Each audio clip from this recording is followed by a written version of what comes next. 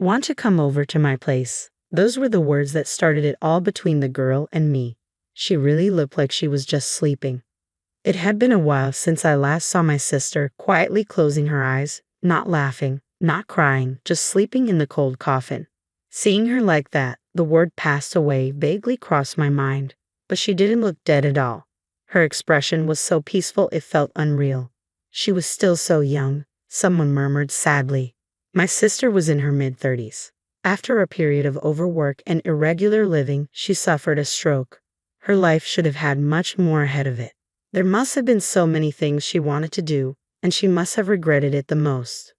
What will become of Melanie? Someone's words shifted my gaze to a certain direction. In the dimmest corner of the funeral home, a girl was holding my sister's portrait dearly. That was Melanie, my sister's only daughter. My sister married young and had a child, but her happy marital life didn't last long, and she soon divorced. Is she going to be okay on her own? Back then, our parents were very concerned about her, suggesting she should come back home because of her job and the child from her former husband. Yet she declined with a smile. I'm fine, leave it to me. Even now, thinking back, that line was very much like her. She was exceptionally responsible and family-oriented. That's probably why she said that, not wanting to trouble our parents. True to her word, she raised her daughter Melanie admirably. I hadn't seen Melanie since she was little because my sister was always so busy. When I saw Melanie again after such a long time, she was already a high school student, and I was amazed at how quickly she had grown. What will Melanie do now? Thinking about her future made me feel anxious as if it were my own business. Mom, what's going to happen to Melanie now? In fact, she's going to a facility. What? I couldn't grasp the words immediately. It might have been the obvious course of action, but given Melanie was already alone and probably feeling lonely, being in an unfamiliar place could make her feel even lonelier. She must have cried a lot. Her eyes were red and swollen, her slender body shaking slightly as she hugged my sister's portrait tightly. Seeing Melanie and my sister's smiling face in the portrait made me want to help her, and before I knew it, I was walking towards her.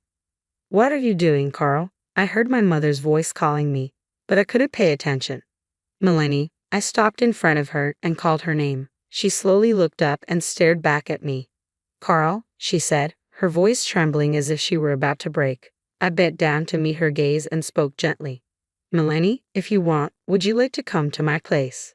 Really? Hearing my words, her eyes widened. Carl, what are you saying? My mother hurried over and grabbed my shoulder. I reassured her and continued, if you really want to go to a facility, then that's fine. But if not, come stay with me. While saying that, I suddenly remembered my sister's dazzling smile that I had seen since I was young. I wanted to protect this girl for my dearly beloved sister's sake.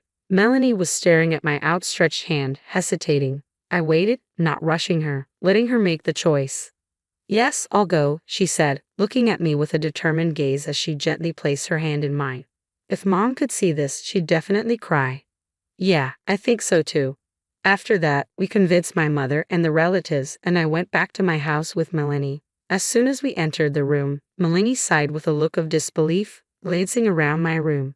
It's fair to say it wasn't in the cleanest state. I should have made time to tidy up before bringing her here. I've always been bad at organizing, something my sister used to give me a hard time about, and it brought back those memories. Really, you don't care about it. Never changed since the old days. A voice that sounded like my sister's echoed in my head, and I could even see her disapproving look, which made me smile.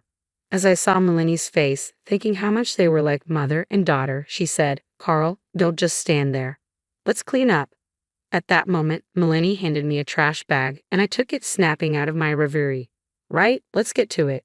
After about 30 minutes of cleaning together, the room, having been a mess, was quickly tidied up. Then we decided to have a late dinner. Opting for simplicity, we ate the junk food I bought on the way home, which Melanie seemed to enjoy, having not eaten it in a while. So what should we think about beginning this new life? Can you commute to school from here? It's just a different bus route, so I can commute. I was worried that bringing her here on our whim might inconvenience her, but knowing that eased my concerns. Besides getting a new bus pass, the real challenge starts now. Is there something wrong? Melanie swallowed nervously, showing an anxious face. It's about cooking. Cooking. She didn't seem to understand at first, so I made sure to clarify. I'm not good at cooking. I said it with a serious face, releasing a heavy atmosphere. She looked at me, blinking in surprise. I wondered if she thought it was odd for someone who's lived alone to say that. Up until now, I've been getting by with fast food or ready-made meals from the supermarket. But with Melanie living with me, it's a different story. It's not great for someone her age to have an unbalanced diet. As I looked down, unable to bear the silence, she suddenly burst out laughing. I hesitantly looked up, and she was shaking with laughter. This is a big deal for me, you know. Eating boxed meals every day isn't really good, right? I know that's true. Her continued laughter made me feel embarrassed, yet seeing her smile like that was somewhat reassuring. Mom was right. What do you mean? Mom used to say a lot. Carl is kind and decent looking, but when it comes to cooking, he's really hopeless. With that, she smiled. I was surprised my sister had talked about me like that. I'll do the cooking. If I don't do anything after being brought here, Mom would scold me.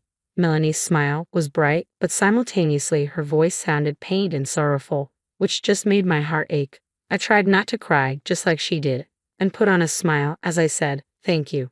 That would really help." "Leave it to me," she flashed a bright smile. That smile was so much like my sister's that I almost let the tears spill, but quickly looked away so Melanie wouldn't notice. "Carl, what's wrong all of a sudden?" "No, it's nothing, just got something in my eyes." If I started crying now, I'd only make her worry unnecessarily. Plus, she's been putting on a brave face with a smile since the funeral, not shedding any tears. I needed to be strong too, I thought. After that, the days went surprisingly smoothly. "Good morning, Carl." Turns out Melanie is a morning person.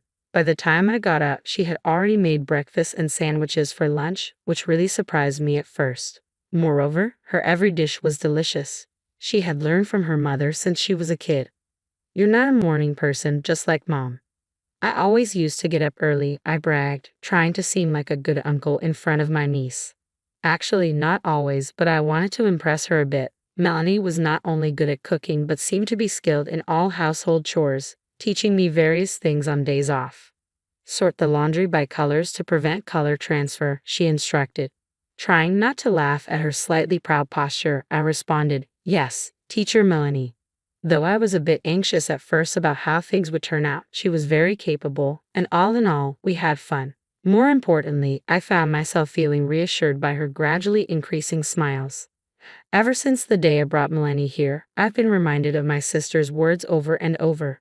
For me, my girl is like, one night, past 1:00 a.m., as I was about to go to bed, I noticed light coming from Melanie's room. What's she doing up at this time?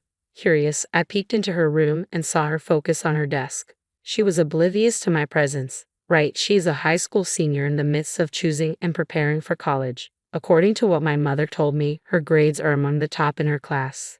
Despite that, she always helps out around the house. Maybe I've been making her worry unnecessarily. That's when an idea struck me. Okay, this is it. It's Melanie who's working hard, and it will be her who faces the outcome, not me. There's not much I can do for her, but that's exactly why there are things I can do. Ouch! Hot water splashed onto my fingertip, the sound echoing in the quiet kitchen. Phew, did Melanie hear that? For a moment, I tensed and expected a reaction, but there was silence. I breathed a sigh of relief. All right, this is good. Later, I visited her room again. After knocking softly a few times, I slowly opened the door. Melanie, startled by the sound, turned around with a jerk. "What's up?" Seeing the study notes filled with dense text on her desk, I could tell how hard she's been working. "May I come in?" "Sure." Given she's a teenager, I asked for permission before stepping into her room, then offered her the tray I was holding. "I remember your mom mentioned you like hot chocolate, so here." Melanie took the tray, her eyes lighting up at the sight of the hot chocolate and hot dog, her face breaking into a happy smile. Hot chocolate and hot dog, that's an odd combo, right? Yeah, but that's all I could make, and I thought it'd be just right for a late-night snack. You like ketchup, right? I added so much the hot dog was drenched. The hot dog was simple, but I prepared it with all the love I could muster. "Thank you. I'm really happy."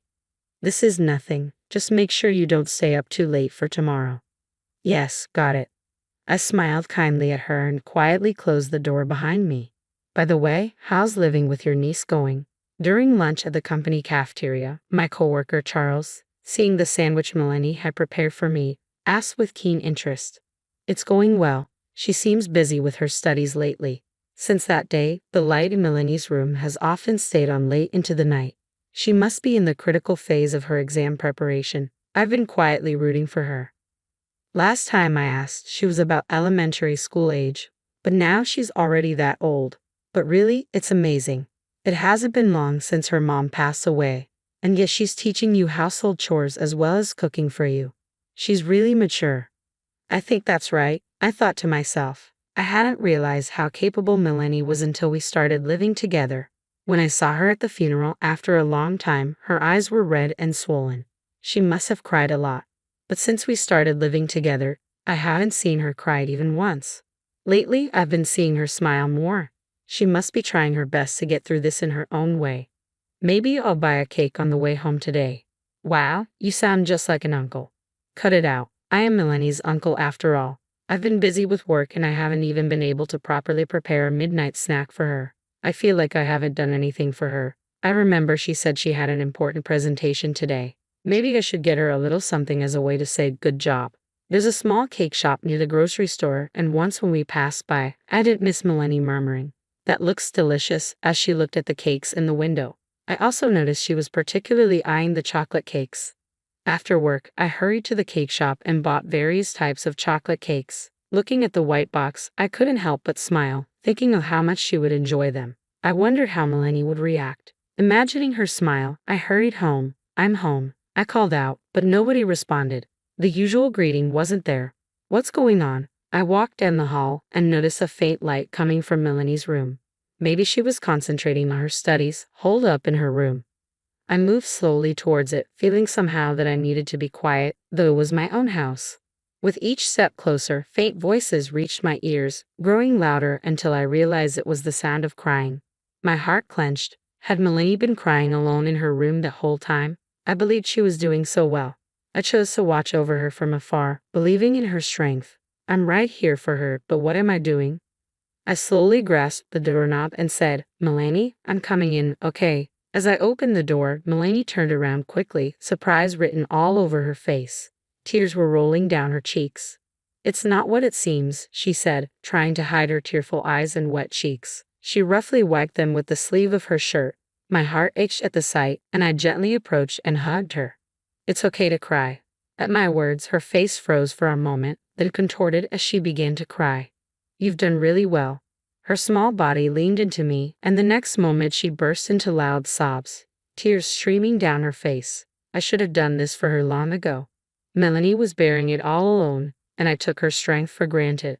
I felt really sorry. I gently stroked her small head.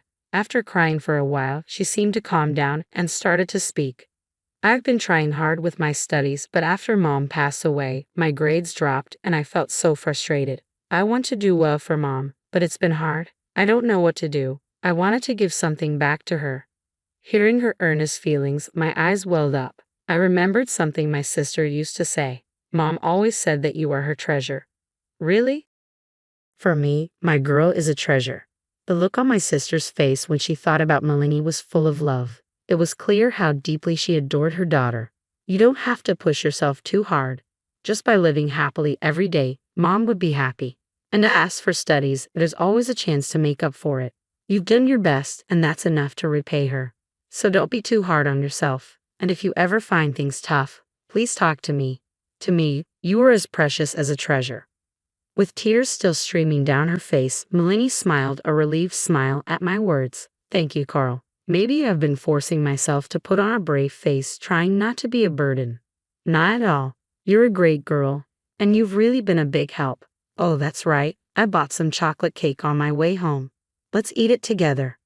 "Yes, I'll eat it." Seeing Melanie's happy face as she ate the cake made me smile too. Our life together is just beginning, but I want to protect her going forward for my sister in heaven as well. That was the renewed promise I made to myself.